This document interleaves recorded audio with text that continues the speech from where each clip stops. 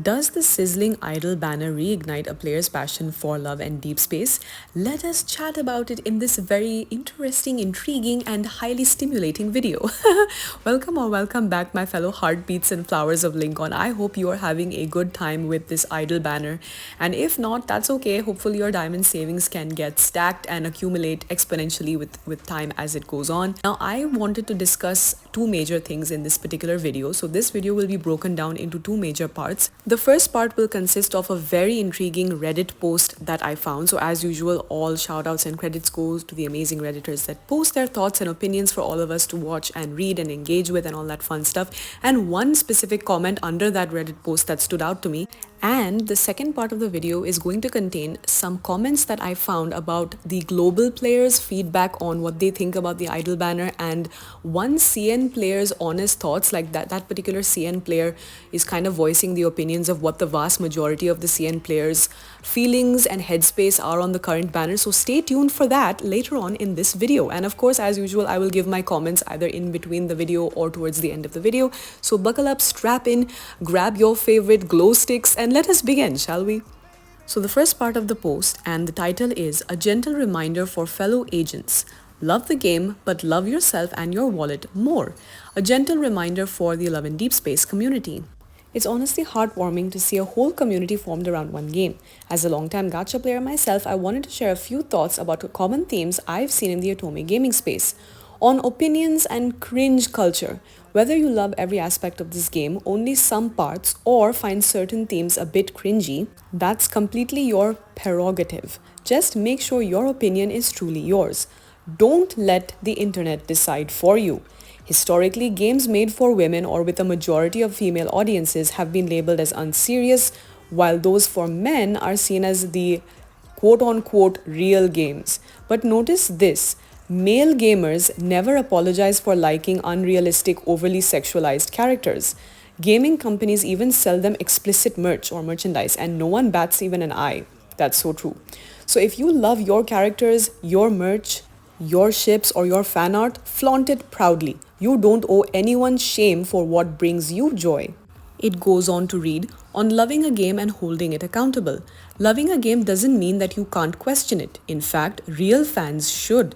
You can love the story, characters, art, and can still call out the company for things like poor employee treatment, exploitative monetization, or tone-deaf updates.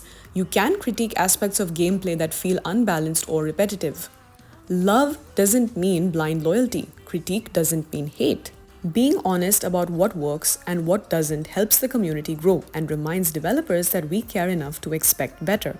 On fandom fights and character debates, I've seen a lot of hostility online lately. People throwing insults, mocking others' favorite characters, or gatekeeping correct interpretations. Take a breath. At the end of the day, this is just a game. None of these men are real. You can love one character or all of them. It's completely okay. You don't have to insult someone else to validate your own preferences. Also, remember, the story and characters are still evolving. Their personalities aren't set in stone yet. That means interpretations will vary, and that is the beauty of it. One line of dialogue can inspire 1,000 different readings, and all of them can be true. You can infer, imagine, or build scenarios however you like. It doesn't invalidate anyone else's view. On gacha and spending. Now for the tricky part, the gacha system. These games are designed to make you want to spend. The more popular the game, the more cards, merch, and special events appear. And it actually never ends, by the way. Please don't compare yourself to players who can afford everything. Many people might have the means, sponsorships, or are influencers who get perks from the companies themselves. If you ever feel yourself spiraling, step back. Read fan fiction. Look at fan art. Watch YouTube content of the events or even cards that you might have missed. Sometimes what we crave isn't the game itself, but the fantasy and emotion it creates. You can still enjoy that without draining your wallet or your peace of mind, and that is some beautifully sound advice right there. The last part of this post reads on parasocial attachments. It is easy to form emotional bonds with these characters because they are written to feel real, to comfort and mirror what we long for. But remember, these are carefully designed personas built from audience data. They're meant to resonate deeply, not necessarily to represent reality. That doesn't mean you have to get over it. It just means that you can love them mindfully. Use the experience to understand what traits you value, what boundaries matter to you, and what kind of emotional connection that you can hope for in real life. Final thoughts. Enjoy the game, love your favorite or favorites, write, draw, dream. But if you ever feel like it's consuming you emotionally or financially, it is completely okay to step away or take a break, okay? No card, no event, no virtual man is worth your mental health. Take care of yourself first. And finally, one comment that stood out to me from this post was, I think now I would probably add parasocial to the list of negative stereotypes and labels directed at games these days by non-gamers like cringe or gooner. Seems like these words get tossed around an awful lot and used as an insult. I know the Love and Deepspace fandom in its popularity has picked up fans from outside gaming culture or just new fans who are newer to these types of games or who were never into these types of games before. But unless we are really talking about truly unhealthy addictions or toxic fandom behaviors, we shouldn't apologize for that one either. Simply being a gamer, liking characters, or being a fan isn't weird or parasocial. I don't really see male gamers apologizing or calling each other this either. That was honestly such a well-written, beautifully crafted and thoughtful message written by that user, and that is actually so true. Like the messaging that you should not really let the internet and its opinions be like swaying you or sway you in any way, shape or form. You can always experience things like the memories, cards, events for yourself first, and then make sound decisions whether or not it's your cup of tea or not. And if it is, awesome. If it's not, that is also completely fine and it's okay. Maybe if this banner or this a certain event is not going to appeal to you now, another one will. So make sure to take the game at your own pace, okay? Now then, this is the comment from the CN player, so I will read it.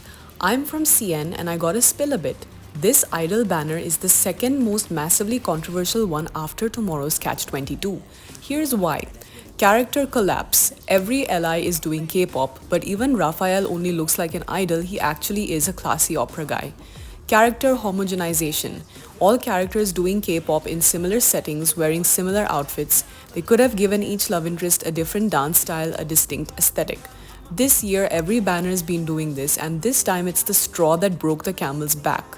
Infold kept pushing Love and Deepspace idol group in ads or advertisements, making a lot of people think they want the allies to be virtual idols and not romantic partners. The community already has enough annoying hardcore idol fans. A big chunk of players don't want their boyfriend to be an idol and think idols are just sellouts. That makes the allies seem low tier. And idol dating itself triggers the idol chasers who see idol romance as unprofessional or fake, again making the love interest look low. Infold ends up annoying both sides. The story twist is jarring. When did the allies learn K-pop? The dancing is totally unnecessary. This isn't feeling like a decent Otome game. With all that combined, it just looks like they want a big flashy animation to go viral on TikTok, trying to lure more players and totally ignoring the old players. Visuals improving, emotion disappearing. Surely Infold knows the animation and story are increasingly disconnected, but they still did it. Rumor has it that Infold just wants to show off their technology in Love and Deepspace to attract investors, and next year they'll move to a new game. And the usual old complaints, more and more third-person view immersion drops, totally contradicts Infold's immersive first-person romance ad. Feels like we got baited. Main story updates are slow, other free content almost never updates, the game is boring and the writing quality is falling. They go on to say even when players spend tons, you don't feel the return in game productivity. From this year on, banners started repeating the same card art, same outfits and same style. Can't compare to last year, more love interest but productivity going backwards. The company never listens to players. Yes, tomorrow's Catch-22 had controversies too, but since it was an alternate universe or AU, the story was strong and folks warmed up to the idea after reading it. This idol banner's awkward twist makes people more disappointed, and because of the idol banner, the leaderboard OTA vibe got way crazier. Some big spenders quit for this reason or for the reasons above and got roasted by company fans, so community mood is bad. Infold's even lagging behind TikTok in sales rankings. A small chunk of players are actually mocking/celebrating that. But of course, this banner is super polarizing. Some players just don't care, but it still landed a strong number 3 in overall sales, and this has been translated using ChatGPT according to this CN player. Okay, so before we move on, I just like to say some things. First of all, this CN player is totally valid and her opinions are valid. Whatever she's feeling, that's how she's feeling. And she did say that the majority of CN players are feeling this way. So I am not going to comment anything further on what she said, but I will tell you what my opinions are on this particular topic. Firstly, I think it's great that they did the K-pop theme universally for all 5 guys, because just imagine, let's say for example, if they only gave the K-pop theme to Raphael and they gave different types of music to other guys, won't there then be this weird sort of fandom divide that, oh, why did Raphael be the only one to get K-pop? Why didn't the other guys get their own style of K-pop? And the thing is, K-pop, while it is pop music, I feel like each Korean group, especially boy bands and whatnot, and not only boy bands, girl groups as well, but in this context we're talking about boy bands, right? They all offer a different sort of flavor and a different vibe. Like for example, Super Junior's vibe is going to be different from Shiny or 2PM or Big Bang or 80s or N-Hypen, okay, just to name a few examples. They're all going to be similar in essence, but they are going to have something flavorful and impactful that is their own unique style. You know what I'm saying? So I personally don't mind. I'm actually so hyped because each of them have different like tones. In Caleb's case, Caleb's music video, Caleb's song and dance, everything gives me very much 2PM and Shiny vibes. In the case of Zayn, I really thought about CN Blue and Super Junior. Similarly, and you know, even 80s or N-Hypen. With Silas, there was more of like a Stray Kids vibe going on. With Xavier, it can be, I'm still figuring out who Xavier sounds like, but I feel like there are some songs from CN Blue and some other groups that could apply to him. But you get what I'm saying, right? And for Raphael, it's very TXT, BTS, NCT coded. So while they're all K-pop in essence, of course, they do have different vibes and different flavors going on to them. And then moving on to my next point, without actually spoiling anything for you, I have read Caleb's, Zayn's and Silas's Heartbeats Ablaze series of cards, and I will say my favorite so far has got to be Caleb. Caleb is at number 1. Zayn also joins him at number 1, but he follows a little bit behind Caleb, okay? And Silas 1.5, okay, so far. Now the thing is, with regard to the dancing part, again, this is me being totally spoiler free. In Caleb's case, I understood how his solo dancing scene came along. It made sense to me. Similarly, MC's dance with him, the duet dance with him and MC also made sense. So I wasn't really questioning it too much. But oh my god, this particular card of his, it was filled to the brim with intense sexual tension right from the start until the very end. The constant flirting, and I love, honestly, Caleb's style of flirting is my favorite in the game. I love him, I need him, I want him, that's all I'm going to say. Overall, I was very well satisfied with the entire flow of the story, the Kindle, the spicy scene, everything was top notch, A+ for Caleb.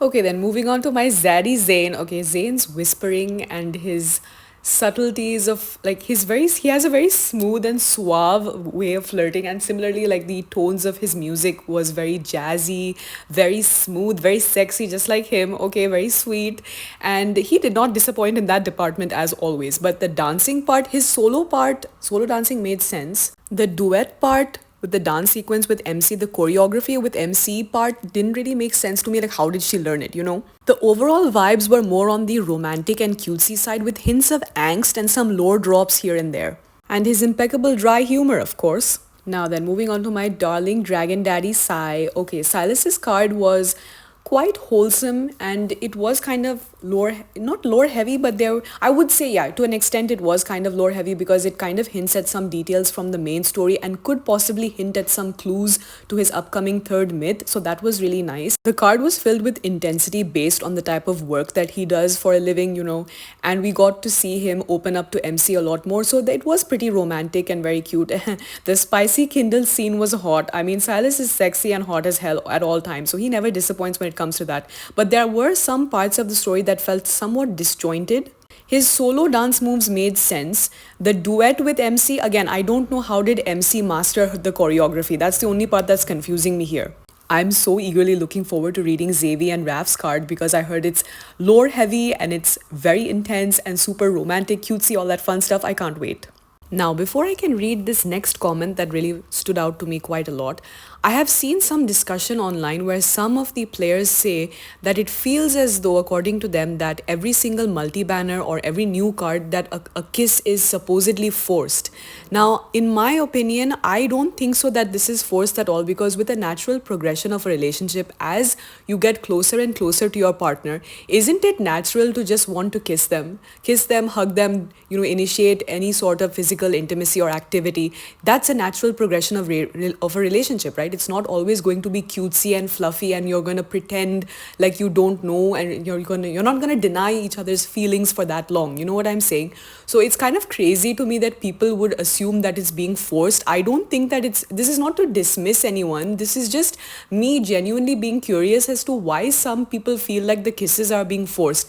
I never felt like the kisses were forced at all this year. I felt like it was quite natural to the progression of the relationship. Obviously, in the earlier cards of the game of last year, they did not kiss as much or were kissing a lot less because they were just getting in the getting to know each other stage. You know what I'm saying? Now then, going on to the next comment that stood out to me, they said, I think of the love interest stories as canon events following or simulating a real heterosexual relationship, starting from the respective love interest release date. This means that once we introduced physical intimacy months into the relationship, there ain't going back to any cutesy tension and pretending to not know each other's feelings. Exactly. This also means we don't need nor want the cards to always necessarily be spicy, just realistic in the context of a relationship. The game has not had any substantial upgrades in terms of quality of life for a long time, not to mention the lack of main story updates. To me, it feels like the game is losing focus and long-term planning, possibly due to internal changes in the company. Personally, I'm not giving up on the game, but I have stopped spending because I don't see the worth in it anymore, at least for the time being. Now, this comment is a little bit lengthy, but a really good one, so buckle up, my darling flowers. So the comment reads, I want more spice and more kiss scenes. Everybody has their preferences, but at the end of the day, the King of Dark Knight issue caused many people to quit and show solidarity. A lot of Xavier girlies are spending the bare minimum to just get the memory, whereas before they were either R1 or R3ing his memories as a collector. This situation is in part due to the Honor of Kings game, which has a near 50-50 ratio of male to female players and characters, which is why many Otome girlies are excited for Honor of Kings World in CN. But we all know that the biggest contributor to lads failing to top the charts is the bad relationship they've fostered with players throughout this entire year. Let's not forget how controversial it was just to even vote for lads to win the best mobile game at Gamescom this year. Many of us voted for them to support the Otome genre, not because we actually felt like Infold deserved it. The devs do a great job, but the management is ruining the game. Then we have the fact that there's little to no content in the game. Most content is paywalled through the gacha. You're literally paying for a cinematic story. If you take away the gacha memories and you look back at what we actually received as game content for the duration of an entire year, it's a joke. Just a few skits from Unicorn's operations, a few short stories from the events, the 5 chapters we received from World Underneath last patch, and the 1 Death and Rebirth main story update, and Caleb's main story update which we got in January this year. That's it. For an entire year, that's all we got. If this happened in any other game, players would riot, quit, and call it a dead game. The only game that could get away with this is maybe Genshin Impact because of the extreme levels of attachment players fostered with it during COVID. If anybody else tried this, the game would literally die. And despite this situation, just like with Hoyoverse, things won't change because the managers don't like us and don't care. The devs or the developers definitely do care, but the management unfortunately doesn't. The only thing that can change for the game is to have better competition. We just have to be patient for now.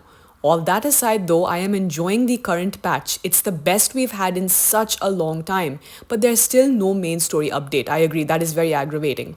And with how disrespectful Infold is being towards the King of Dark Knight lawsuit, I'm just not surprised that people are trying to spend less to spite the company. Infold definitely needs to do better.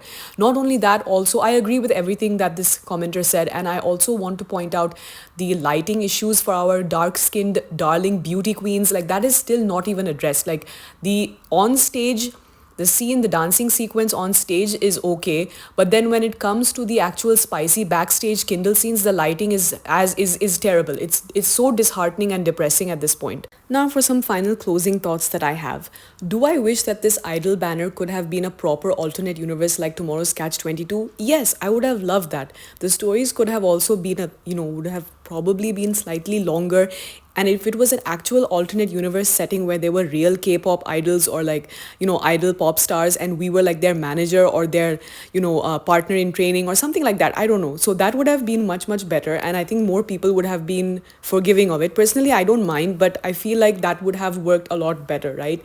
Now I also saw some comments where some people said that they don't like the fact that it's third person perspective immersion. Now I don't understand that, because I'm super happy that we get to see more of our girl. Like, we spend so much time customizing and decorating our MCs. I'm super happy that I'm getting to see her a lot more frequently. Some people are saying that it breaks the immersion for them, because apparently, obviously Infold or Paper Games advertise Love and Deepspace to be a first person narrative game or first person immersion style game, where it's mostly you're seeing the POV from, you're just seeing the guy's face and the guy, but not actually your MC. On the other hand, I know how aggravating and frustrating it is for our dark-skinned, beautiful darlings that, they're just not able to be represented properly. And if the game is advertising itself to be global and have darker skin tones and advertising itself as inclusive, they should have fixed this a long time ago. This is unacceptable, really.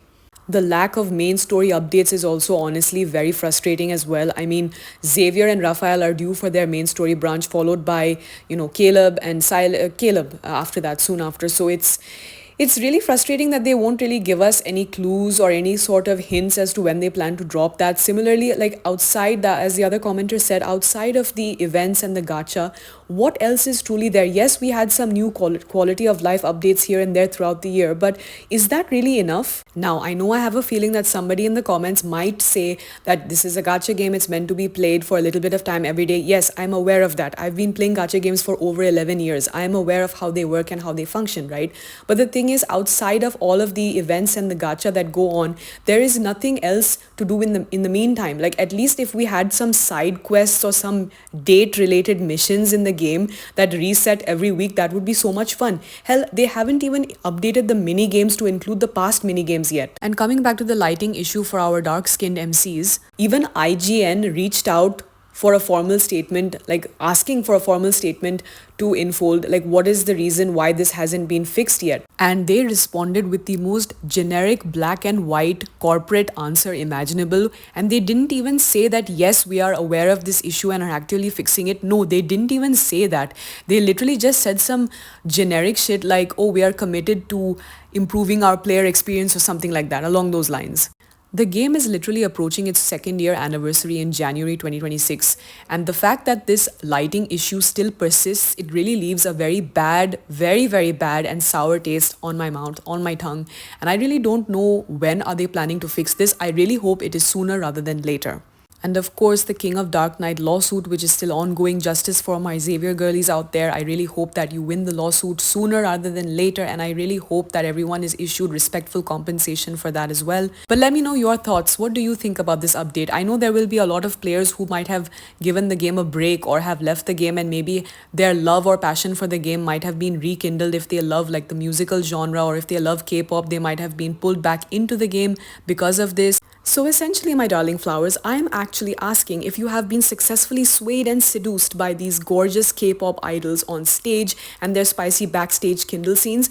Do you love the new event minigames? What are you actually expecting for the near future? And do you enjoy the current update? Let me know in the comments down below. I will see you in the next one. Bye-bye.